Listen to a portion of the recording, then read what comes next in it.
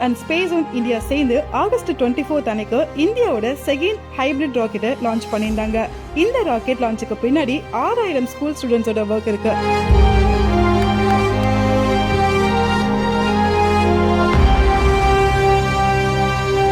கிட்டத்தட்ட 1.5 இயர்ஸா எக்ஸ்பர்ட்ஸ் எல்லாரும் சேர்ந்து உருவாக்கின இந்த ராக்கெட்டோட ஸ்பேர் பார்ட்ஸை கனெக்ட் பண்ண 6000 ஸ்டூடெண்ட்ஸ் ஒர்க் பண்ணிருக்காங்க.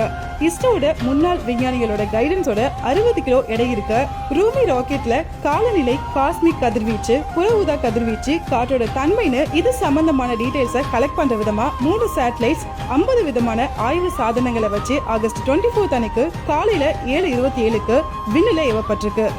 பூமியில இருந்து அதிகபட்சமா 80 கிலோமீட்டர் டிஸ்டன்ஸ்ல நிலைநிறுத்திட்டு பாராசூட் மூலமா ரூமி ராக்கெட் திரும்ப பூமிக்கு வர மாதிரி வடிவமைக்கப்பட்டிருக்கு. சென்னை ECR TTDC கிரவுண்ட் திருவிடந்தையில தான் மிஷன் ரூமி ராக்கெட்டை லான்ச் பண்ணியிருந்தாங்க. சின்ன ஸ்பேஸ்லயே மொபைல் பேட்ல வச்சு இஸ்ரோவை திரும்பி பார்க்குற அளவுக்கு சக்சஸ்ஃபுல்லா ரூமி ராக்கெட்டை லான்ச் பண்ணியிருக்காங்க. இந்த மாபெரும் முயற்சிக்கு பின்னாடி 6000 ஸ்கூல் ஸ்டூடெண்ட்ஸோட உழைப்பு இருக்கிறது மட்டும் இல்லாம modern groups and space one இந்தியாவும் சேர்ந்து இந்த மிஷனை சக்சஸ்ஃபுல்லா கம்ப்ளீட் பண்ணியிருக்காங்க.